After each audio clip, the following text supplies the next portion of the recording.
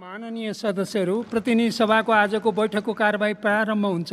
सर्वप्रथम म माननीय अर्थमन्त्री श्री जनार्दन शर्मालाई विनियोजन विधेयक 2078 माथि विचार गरियोस् भन्ने प्रस्ताव पेश गर्न अनुमति दिन्छु।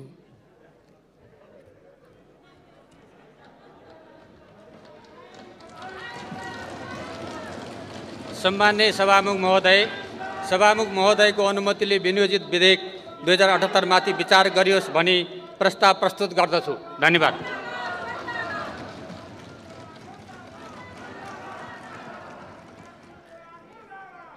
अब विनियोजन विधेयक 2078 माथि विचार गरियोस् भन्ने प्रस्तावमाथि अर्थात् विधेयकमाथिको सामान्य छलफल प्रारम्भ हुन्छ। माननीय सदस्यहरू, यस छलफलमा विधेयकको सैद्धान्तिक पक्षमा मात्र छलफल हुने बेहोरा अनुरोध गर्दछु। मान्य सदस्यहरू, उक्त छलफलमा भाग लिन चाहनुहुने मान्य सदस्यहरूले आफ्नो नाम सभामुखको डायससँगै बसेका कर्मचारीहरूलाई 3 मिनेटभित्र लिखित रूपमा उपलब्ध गराइदिन हुन अनुरोध गर्दछु। छलफलमा भाग लिन चाहनुहुने प्रत्येक मान्य सदस्यलाई 3 मिनेट समय निर्धारण गरिएको छ। वक्ता मान्य सदस्यहरूले यथास्थानबाटै आफ्नो भनाइ राख्न समेत अनुरोध गर्दछु।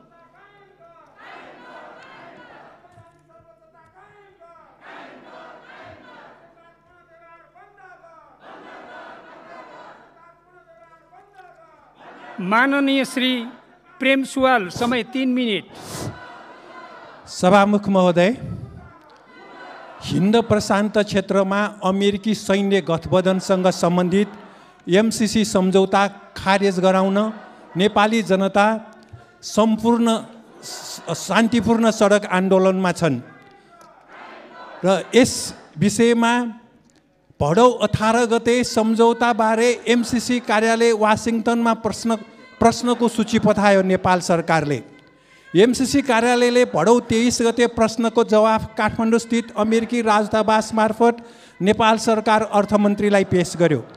एमसिसी कार्यालय वासिङटनको जवाफमा सम्झौता हिन्द प्रशान्त रणनीति मातहत नभएको, अमेरिकाको कुनै सैन्य रणनीतिको हिस्सा नभएको, नेपाल सरकार र अन्य मुलुक वा निकाय बीचका सम्झौतालाई कुनै असर नगर्ने, नेपाली जनताको हितका परियोजना कार्यान्वयन गर्न 50 करोड अमेरिकी डलर अनुदान सहयोग गर्ने उल्लेख छ।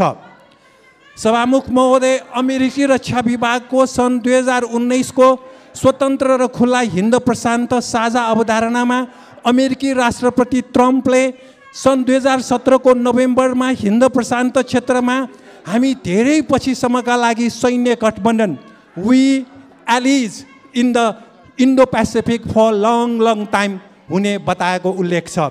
नेपालको निम्ति अमेरिकी राजदूत ऱ्यान्डी बेरीले सन् 2019 को सेप्टेम्बरमा हिन्द प्रशान्त क्षेत्रमा हुने अमेरिकी सरकारको सहयोग हिन्द प्रशान्त रणनीति अन्तर्गत पर्ने बताएका थिए। नेपालमा एमसिसी सम्झौताको विरोध बढेपछि राजदूत बेरीले सन् 2020 फेब्रुअरीमा एमसिसी र हिन्द प्रशान्त रणनीति फरक भएको झुठा बोले। दक्षिण र मध्य एसियाका निम्ति अमेरिकी विदेश सहायक राज्यमन्त्री एलिस जी वेल्सले सन् 2018 अगस्त महिनामा भियतनाममा भएको हिन्द महासागर सम्मेलनमा हिन्द प्रशान्त रणनीतिमा संलग्न भए बापत नेपाललाई एमसिसी अन्तर्गत 50 करोड डलर सहयोग हुने बताएका थिए। सभामुख महोदय, हिन्द प्रशान्त रणनीति आइपिएस 2019 को जुनको प्रतिवेदनमा सन् 2004 देखि नै एमसिसी अन्तर्गत हिन्द प्रशान्त क्षेत्रका देशहरूलाई अमेरिकाले सहयोग गरिरहेको उल्लेख छ। सो प्रतिवेदनमा हिन्द प्रशान्त क्षेत्रका 12वटा देशसँग अमेरिकाको सैनिक साझेदारी विस्तार हुने, यो सैनिक सहकार्यमा एसियाको मुख्य साझेदार भारत हुने तथा नेपाल र श्रीलङ्का नयाँ साझेदार बन्ने समेत उल्लेख छ। तर श्रीलङ्काले एमसिसी सम्झौता खारेज गरिसक्यो। सन् 2019 जनवरीमा नेपाल आएका हिन्द प्रशान्त क्षेत्रका सैन्य कमान्डर एडमिरल फिलिप डेभिडसनले प्रधानमन्त्री, रक्षा मन्त्री, प्रमुख प्रतिपक्षी दलका नेतासँग भेट गरेर यो एमसिसी सम्झौताबारे सल्लाह गरेका थिए। उनी नेपाली सेनाको तालिम केन्द्र 5 खालमा पनि पुगेका थिए। के नेपालको सैनिक सुरक्षाका सबै क्षेत्र विदेशी सैन्य अधिकारीलाई देखाउन मिल्छ? नेपालको कूटनीति यति कमजोर किन भनेर जनताले प्रश्न उठाइरहेका छन्। सभामुख महोदय, हिन्द प्रशान्त क्षेत्रका अमेरिकी सैन्य कमान्डर डेभिडसन सन् 2019 मार्च 7मा सिङ्गापुरमा पुगेर स्वतन्त्र र खुल्ला हिन्द प्रशान्त रणनीतिबारे बोलेका थिए। सन् 2018 डिसेम्बरमा वासिङटनमा पुगेका हाम्रा मन्त्रीहरूले पनि त्यहाँका विदेश मन्त्री पोम्पेयोसँग भेटेर आइपिएस अन्तर्गतको $50 करोड र प्रजाको कोरिया विरुद्धको अमेरिकी नाकाबन्दीलाई समर्थन गरेका थिए। अमेरिकाले शान्तिको नाउँमा आर्थिक सहयोग गरेका धेरै देश ध्वस्त भएको पछिल्लो उदाहरण अफगानिस्तान हो। अहिले हिन्द प्रशान्त क्षेत्रमा 3,75,000 अमेरिकी सेना तैनात गरिएको छ। यस क्षेत्रमा अमेरिका संलग्न 90 ठाउँमा संयुक्त युद्ध अभ्यास भइरहेका छन्। संसारको 70 देशको 800 भन्दा बढी ठाउँमा अमेरिकी सैन्य खडा छन्। यो सम्झौताले एसियामा युद्ध थोप्ने छ भने विश्वमै अशान्ति मचाउने छ र अमेरिकाले एसियालाई हतियार बेच्ने थलो बनाउने छ। अहिले सरकारले र सरकारका नेताहरूले एमसिसी सम्झौता जस्ताको तस्तै अनुमोदन गर्ने र नगर्ने भनेर विचार व्यक्त गरिरहेको अवस्था छ। एमसिसी कार्यालयले सम्झौता संशोधन गर्न नसक्ने स्पष्ट पारिसकेको हुनाले यो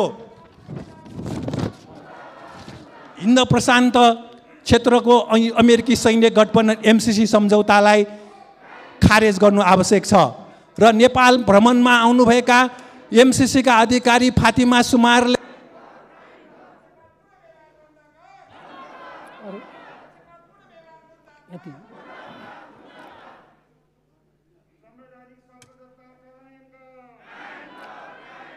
अब माननीय अर्थमन्त्री श्री जनार्दन शर्मालाई छलफलमा उठेका प्रश्नहरूको जवाफ दिन अनुमति दिन्छु। सम्मान्य सभामुख महोदय, अध्यादेश मार्फत आएको विनियोजनलाई विस्थापित गर्न प्रतिस्थापन विधेयक यस सदनमा प्रस्तुत भइसकेको र उक्त विधेयकलाई आज विचार गरियोस् भनी प्रस्तुत गरिएकोमा मान्य सदस्यले आफ्नो विचार व्यक्त गर्नुभएकोमा मान्य सदस्यहरूको विचारप्रति हार्दिक धन्यवाद व्यक्त गर्दै मैले आफ्नो भनाइ टुङ्ग्याउँछु। धन्यवाद। अब यो छलफल यहीँ समाप्त हुन्छ। अब म विनियोजन विधेयक 2078 माथि विचार गरियोस् भन्ने प्रस्तावलाई निर्णयार्थ प्रस्तुत गर्दछु। यो प्रस्तावको पक्षमा हुने मान्य सदस्यले हुन्छ भन्नुहोला, यसको विपक्षमा हुने मान्य सदस्यले हुन्न भन्नुहोला।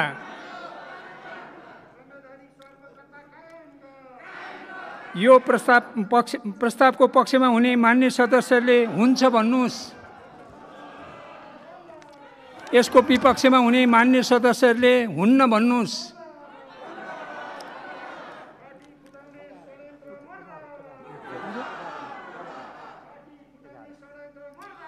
हुन्छ भन्ने पक्षका मान्य सदस्यहरूको बहुमत भएकोले विनियोजन विधेयक 2078 माथि विचार गरियोस् भन्ने प्रस्ताव बहुमतले स्वीकृत भएको घोषणा गर्दछु।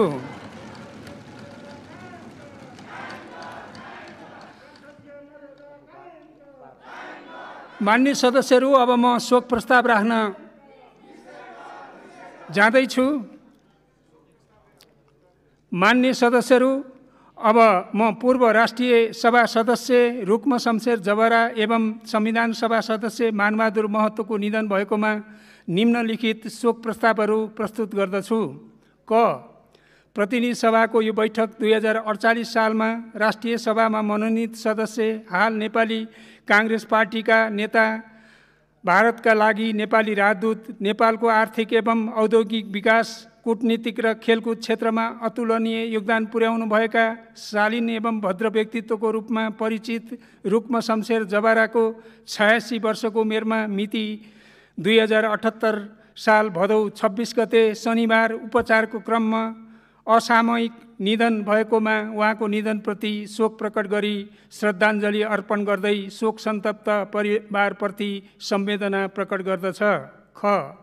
प्रतिनिधि सभाको यो बैठक 2064 सालको संविधान सभा निर्वाचनमा नेपाली काङ्ग्रेस पार्टीको तर्फबाट समानुपातिक सदस्यमा निर्वाचित सरल र मिलनसार एवं निष्ठावान राजनीतिज्ञको रूपमा परिचित नेता मानबहादुर महतोको 72 वर्षको उमेरमा मिति 2078 साल भदौ 27 गते आइतबार उपचारको क्रममा असामयिक निधन भएकोमा उहाँको निधनप्रति शोक प्रकट गरी श्रद्धाञ्जली अर्पण गर्दै शोक सन्तप्त परिवारप्रति संवेदना प्रकट गर्दछ।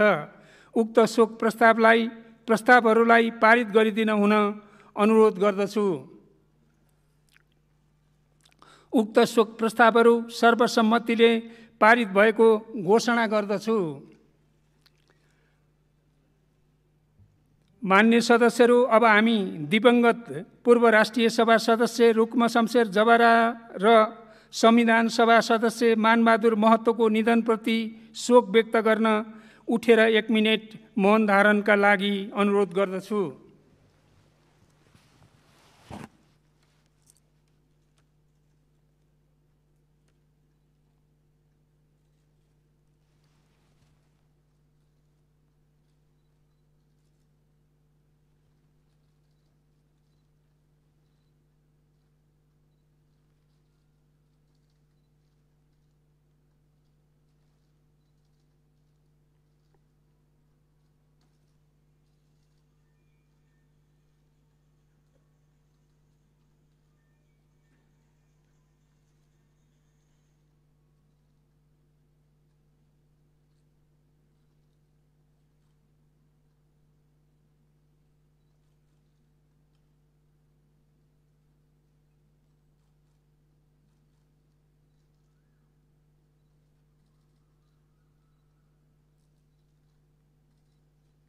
धन्यवाद। मान्य सदस्यहरू, अब अर्को बैठक 2078 साल असोज 4 गते सोमबार बिहानको 11 बजे बस्ने गरी यो बैठक स्थगित हुन्छ।